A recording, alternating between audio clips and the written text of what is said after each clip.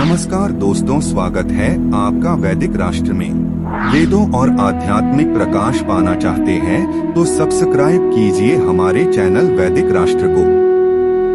दोस्तों, आज हम बात करेंगे कि मरने के बाद आत्मा कहाँ जाती है और मोक्ष किस आत्मा को प्राप्त होता है और कब तक रहता है, और क्या भूत प्रेत वाली आत्मा होती है या नहीं। आज हम इसी विषय पर चर्चा करेंगे, तो आइए जानें।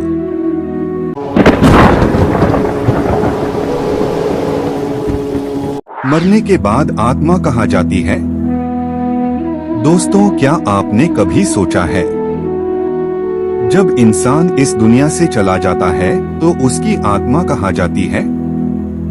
क्या वो स्वर्ग नरक में जाती है या फिर किसी और शरीर में जन्म लेती है? आज हम इसी रहस्य को जानेंगे बिल्कुल सरल भाषा में। वेद, उपनिषद और गीता में बताया गया है कि आत्मा अमर है।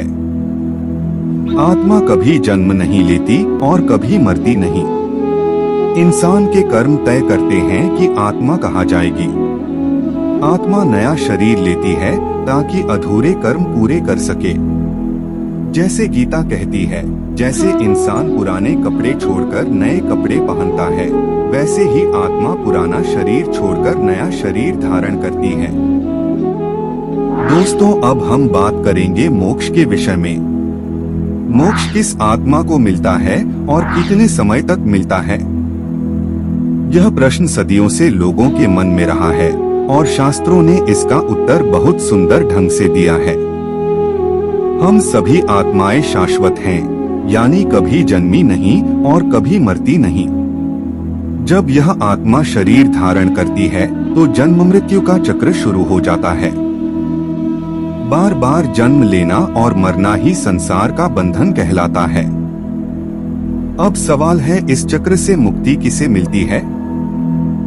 जिस आत्मा ने सत्य का ज्ञान प्राप्त कर लिया, जिसने सत्कर्मों का पालन किया, जिसने अज्ञान, मोह, क्रोध, लोभ और अहंकार पर विजय पा ली, और जिसने परमात्मा का साक्षात्कार कर लिया, उसी आत्मा को मोक्ष की प्राप्ति होती है।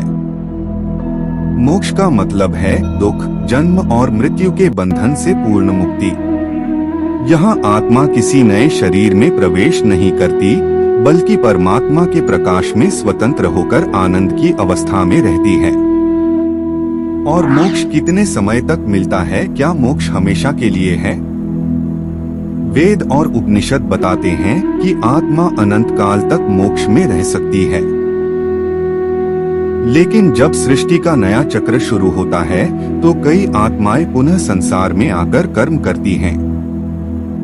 यानी मोक्ष एक तरह से अनंत है, लेकिन आत्मा की इच्छा और कर्म के अनुसार वह फिर जन्म ले सकती है।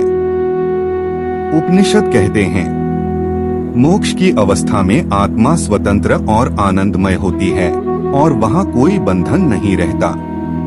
मोक्ष हर आत्मा को मिल सकता है, लेकिन केवल तब जब वह सत्य, ज्ञान और धर्म के मार्ग पर चले, और यह अवस्था अनंत काल तक बनी रहती है।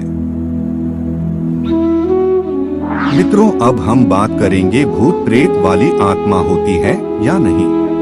अक्सर आपने यह बात सुनी होगी कि आर्य समाजियों को भूत प्रेत की आत्मा परेशान नहीं करती, क्योंकि आर्य समाजी भूत प्रेत को मानते ही नहीं।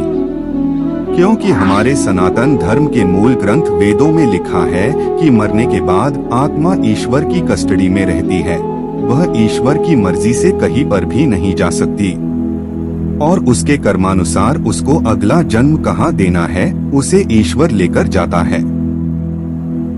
इसलिए यह सब अंधविश्वास और पाखंड होते हैं जो भूत प्रेत चुड़ैल को देखने का दावा करते हैं।